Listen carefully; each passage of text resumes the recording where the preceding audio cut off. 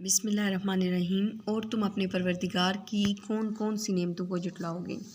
आज हम जो है वो प्रोग्राम करेंगे, write program that performs all mathematical operations.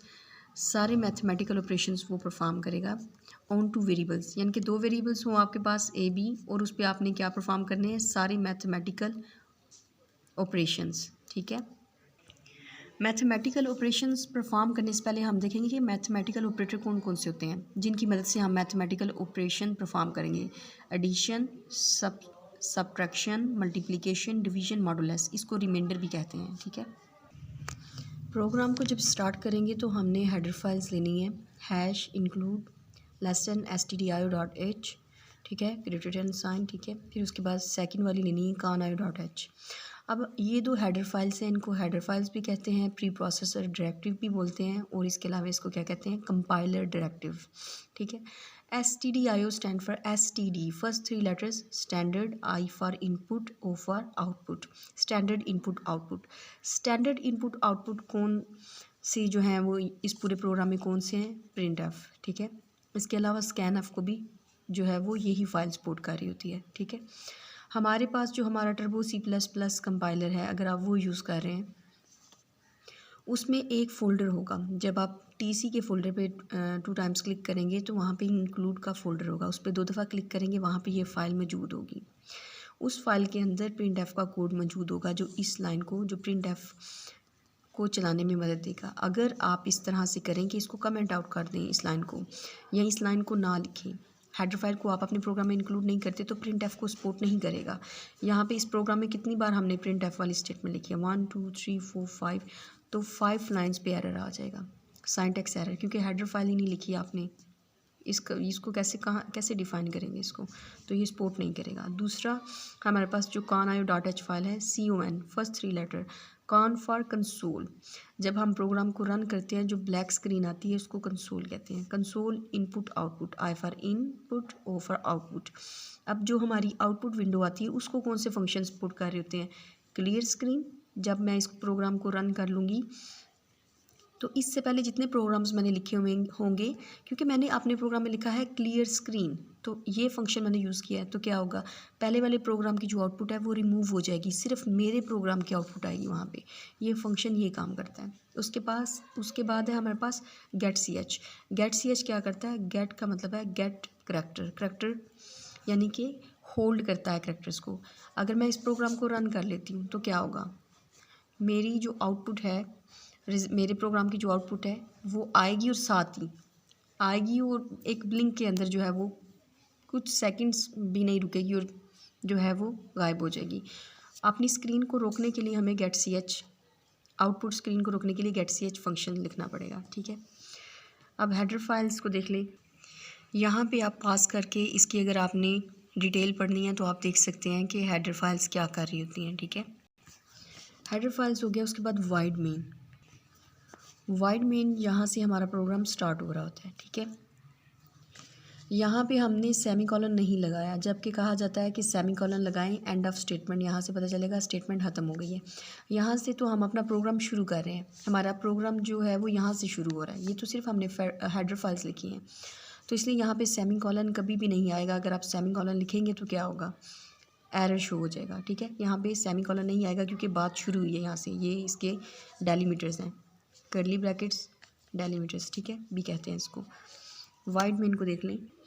ये वाइड मेन की सारी डिटेल है, आप इसको देख सकते हैं। ठीक है, पास करके अगर रीड करना चाहते हैं। फाइल्स लिखने के बाद, हेडर फाइल्स लिखने के बाद, मेन प्रोग्राम लिखने के बाद हमने कर्ली ब्रैकेट्स यानी कि डेलीमीटर्स डाल लिए। अब हमने यहाँ पे डाटा टाइप लिखा है integer a, b, semicolon. Int हमारे पास क्या है, डाटा टाइप। सी के अंदर जो डाटा टाइप है, इंट है, फ्लोट है, डबल है, चार है। ठीक है। जैसे ही हम डाटा टाइप के आगे ए लिखा तो क्या हो गया, मैंने एक वेरिएबल को डिक्लेयर कर लिया। कॉमा लिखा बी, तो मैंने दूसरा वेरिएबल भी डिक्लेयर कर लिया, यानी कि मैंने दो वेरिएबल बना लिए हैं। किस टाइप के, इंटीजर टाइप के। अब इंट डाटा टाइप जो है वो किस तरह की वैल्यू को स्टोर करता है, वो इंटीजर टाइप की वैल्यूज़ को स्टोर करता है, जिसमें पॉइंट वाली वैल्यू स्टोर नहीं होती हैं। यहाँ से आप पास करके जो है वो इन डाटा टाइप को अगर डिटेल में रीड करना चाहते हैं तो पढ़ सकते हैं। ये वेरिएबल्स की डिटेल है कि वेरिएबल जो है वो मेमोरी लोकेशन है, मेमोरी में स्टोर कर देगी। और ये वेरिएबल को डिक्लेयर किस तरह से हम कर रहे हैं, डाटा टाइप लिखना है, आगे वेरिएबल का नाम लिखना है, तो मेमोरी में जगह ये 2 बाइट्स ले लेगा। प्रोग्राम पे वापस हेडर फाइल्स दी थी, वाइड मेन हमने प्रोग्राम जो है यहाँ से हमारा शुरू हो गया। इंटीजर टाइप के हमने 2 वेरिएबल्स यहाँ पे डिक्लेयर कर लिए हैं, ए और बी, इन दोनों के पास 2 बाइट जो है वो इनको मेमोरी मिल गई है।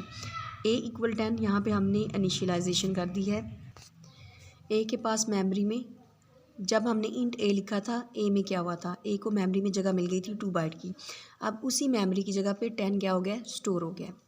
यहाँ पे बी हमने पहले से डिक्लेयर किया हुआ था, इसलिए अब हम बी इक्वल 5 कर सकते हैं, एरर नहीं आएगा। बी के जो बी मेमोरी है, जब हमने यहाँ पे बी लिखा तो इसको मेमोरी मिल गई 2 बाइट की, और यहाँ पे बी के अंदर क्या स्टोर हो गया उस मेमोरी के अंदर, 5। क्लियर स्क्रीन से क्या होगा, जो पहले से प्रोग्राम रन हुआ होगा उसकी जो आउटपुट होगी उसको क्लियर करके सिर्फ हमारी आउटपुट को डिस्प्ले करेगा। और इस क्लियर स्क्रीन फंक्शन को कौन सी फाइल सपोर्ट करती है, कौन है। इसके बाद हम अब इसको प्रिंट करवाएंगे, जो हमारे फंक्शन जो हमारे प्रोग्राम की रिक्वायरमेंट है कि मैथमेटिकल ऑपरेशंस परफॉर्म करें 2 वेरिएबल्स पे।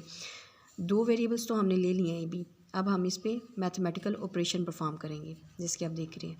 प्रिंट एफ हमारे पास बिल्ट इन फंक्शन है, हम डबल कोटेशन मार्क के अंदर ए प्लस बी इक्वल लिख रहे हैं। ये वो स्टेटमेंट है डबल कोटेशन के अंदर जो एज इट इज़ लिखी आएगी यहाँ तक, इक्वल तक। उसके बाद हम लिख रहे हैं परसेंटेज डी। परसेंटेज डी हमने क्यों लिखा है, क्योंकि हमने इंटीजर टाइप की डाटा टाइप ली है, और इंटीजर टाइप के लिए हमारे पास जो फॉर्मेट स्पेसिफायर होता है वो परसेंटेज डी होता है, ठीक है। और परसेंटेज डी अगर हमने यहाँ पे ना लिखा और हमने यहाँ पे बैकस्लैश n और डबल कोटेशन कॉमा के बाद a प्लस बी लिख दिया, ए के अंदर जो वैल्यू 10 और बी के अंदर जो वैल्यू 5 है वो प्लस नहीं होंगी, ठीक है। यहाँ पे एरर आ जाएगा। हमें वैल्यूज़ को प्रिंट कराने, वेरिएबल की वैल्यूज़ को प्रिंट करवाने के लिए सी कंपाइलर में परसेंटेज डी यानी कि फॉर्मेट स्पेसिफायर्स देने पड़ते हैं। हर डाटा टाइप फ्लोट का अलग है, डबल का अलग है, डबल और फ्लोट का सेम है परसेंटेज एफ, और 4 का जो है परसेंटेज सी है, ठीक है। लेकिन इनका परसेंटेज डी है वो हमने लिखना है, अदरवाइज़ हमें आउटपुट वो नहीं देगा, एरर आ जाएगा यहाँ पे। ये आप इनकी डिटेल देख सकते हैं, ठीक है। बैकस्लैश एन, इसको एस्केप सीक्वेंस कहते हैं, ठीक है। Backslash N, N for new line. अगर यहाँ पे मैं बैकस्लैश एन नहीं लिखूँगी तो जो मेरा ए प्लस बी है, ए प्लस बी इक्वल 15 आ जाएगा। उसके बाद जो नेक्स्ट लाइन है उसका भी यहीं पे आ जाएगा, नेक्स्ट लाइन पर रिजल्ट नहीं आएगा अगर बैकस्लैश एन नहीं लिखूँगी। ए की लाइन पे इस रिजल्ट के साथ यहाँ पे ए माइनस बी, इसके साथ ए माइनस बी इक्वल 5 लिखा आ जाएगा, फिर ए मल्टीप्लाई, इस तरह से रिजल्ट आएगा।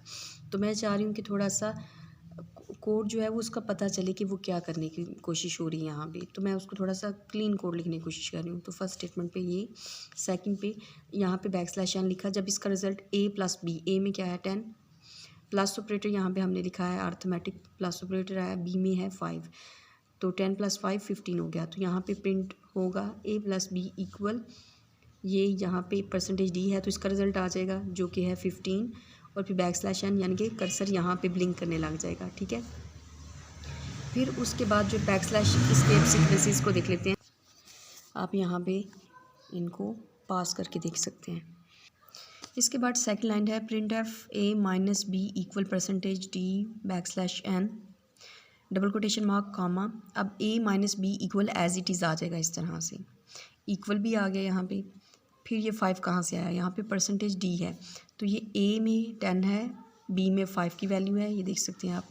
तो 10 माइनस बी क्या हुआ, 10 माइनस 5 क्या हुआ, 5, तो यहाँ पे 5 आ जाएगा, ठीक है, जो कि आ चुका है। बैकस्लैश एन क्या होगा, बैकस्लैश एन मतलब कि नेक्स्ट लाइन पे यहाँ पे कर्सर आ जाएगा, ठीक है। जब हमने ये चीज़ें लिखनी है ये हमेशा डबल कोटेशन मार्क में लिखनी है, और वेरिएबल कामा डाल के फिर वेरिएबल लिखना है, ठीक है। वेरिएबल कभी भी डबल कोटेशन मार्क में नहीं आएगा। Third line printf double quotation mark में हमारे पास आ जाएगा ए स्टैरिक या a multiply by b equal percentage d backslash n. यहाँ तक तो एज इट इज़ आ जाएगा, ए से लेके इक्वल तक, ये देखिए यहाँ तक। अब ये 50 कैसे आया, ए मल्टीप्लाई बाय बी किया हमने, 10 को मल्टीप्लाई किया 5 से तो हमारा रिजल्ट आ गया 50, तो वो यहाँ पे आ गया। बैकस्लैश एन यानी कि कर्सर न्यू लाइन पे आ गया। अब यहाँ पे ए मॉडुलस बी, यहाँ पे ये चीज़ समझने वाली है क्योंकि ये तो हमारे ऑपरेटर्स हैं ना, ठीक है। तो ये जो मॉडुलस ऑपरेटर है ना, क्योंकि ये हम यहाँ पे भी यूज़ कर रहे हैं, तो अगर मैं सिर्फ ए मॉडुलस बी लिखूँगी तो क्या होगा, तो वो जो हमारा कंपाइलर है वो कंफ्यूज हो जाएगा कि परसेंटेज डी पे भी यूज़ हो रहा था, अब ये बी के साथ भी यूज़ हो रहा है, ये क्या है, तो वो एरर शो करवाएगा। अब अगर मैं चाह रही हूँ यहाँ पे मॉडुलस का जो सिंबल है वो शो हो, तो मुझे उसके लिए 2 दफ़ा, ये रूल है, 2 दफ़ा मॉडुलस यहाँ पे लिखना पड़ेगा। ए मॉडुलस मॉडुलस बी इक्वल, तो फिर यहाँ पे लिखा आएगा ए मॉडुलस बी और इक्वल लिखा आ जाएगा। फिर उसके बाद यहाँ पे परसेंटेज डी है, ए मॉडुलस बी होगा तो यहाँ पे इसका जो रिज़ल्ट है वो यहाँ पे शो होगा जो कि हो रहा है। उसके बाद backslash n cursor next line पे आ जाएगा और ये हमारा प्रोग्राम क्लोज़ हो जाएगा। गेट सी एच का मैंने कहा था स्क्रीन को रोकने के लिए करता है, यानी कि करैक्टर को होल्ड करने के लिए गेट सी एच। ये चारों वो फंक्शन हैं जिनको कान आयो डाटा एच जो है वो स्कैन एफ को तो सपोर्ट करेगी ना, एस टी डी आयो डाटा एच, और गेट सी एच को कौन सपोर्ट करेगी, एस टी डी कान आयो डाटा एच। ये एस टी डी आयो हेडर फाइल को सपोर्ट करेगा और ये कान आयो डाटा एच में होगा, ठीक है। ये प्रिंट एफ का थोड़ा सी डिटेल है। यहाँ पे आप देख सकते हैं कि डबल कोटेशन में जो चीज़ लिखी हुई है उसको कंट्रोल स्ट्रिंग कह रहा है, परसेंटेज डी को फॉर्मेट स्पेसिफायर बोल रहा है, ठीक है, और ये हमारी वेरिएबल है और वेरिएबल परसेंटेज डी जो फॉर्मेट स्पेसिफायर है उसकी मदद से इसकी वैल्यू प्रिंट होगी। गेट सी एच की डिटेल यहाँ से आप रीड कर सकते हैं, ठीक है।